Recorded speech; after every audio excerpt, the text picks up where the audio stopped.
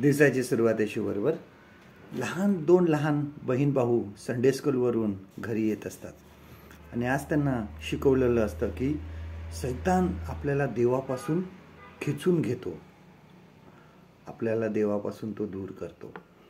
आणि हळूहळू ते लहान बहीण चालता चालता म्हणाली की जर असं असेल तर मी येशूचा हात घट्ट पकडीन आणि मग चालेल.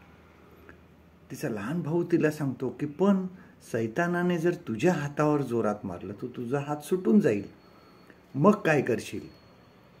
आणि मग ती बहीण बराच वेळ विचार करत राहिली आणि मग तिने सांगितलं, मग मी येशूला माझा हात पकडायला लावेन आणि मग सैतान येशूच्या हातावर कसा मारू शकेल? तो त्या हातावर मारू शकणार नाही. मी माझा हात येशूच्या हातात देईन. आम्हाला पूर्णपणे देवावर अवलंबून राहण्यासाठी शिकलं पाहिजे. प्रभू येशू ख्रिस्त ह्या जगामध्ये असताना प्रत्येक गोष्ट ज्यावेळेस त्यांनी केली त्याने परमेश्वराचं सहाय्य मागितलं.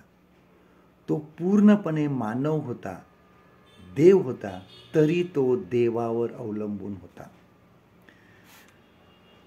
बघा, योहान कृष्णवर्तमान ह्याच्या 5व्या अध्यायामध्ये प्रभू येशू ख्रिस्त लोकांना तेच सांगत आहे की पित्याशिवाय कोणालाही काहीही करता येत नाही.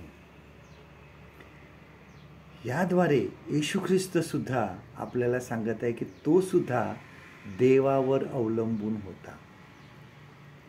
प्रत्येक गोष्ट आपल्या जीवनामध्ये अगदी साध्यातल्या साध्या गोष्टीपासून घेणाऱ्या श्वासापर्यंत आपण जे करतो, आपण जे श्वास घेतो, ही देवाची कृपा आहे. प्रत्येक वेळेस प्रार्थना करा, देवाचं सहाय्य मागा. ह्याद्वारे आम्ही आपणा स्वतःला त्याच्या स्वाधीन करतो. आम्ही प्रार्थना करीत नाही ज्यावेळेस, त्यावेळेस आम्ही स्वतःला देवापासून वेगळं करतो. आजचं देवाचं वचन आपल्यासाठी हे आहे, योहान कृष्णवर्तमान ह्याचा 15वा अध्याय 5वं वचन. Gospel of John chapter 15 and verse 5. कारण माझ्यापासून वेगळे असल्यास तुम्हाला काही करता येत नाही. परमेश्वर करो आजचा दिवस तुमचा आशीर्वादित करो.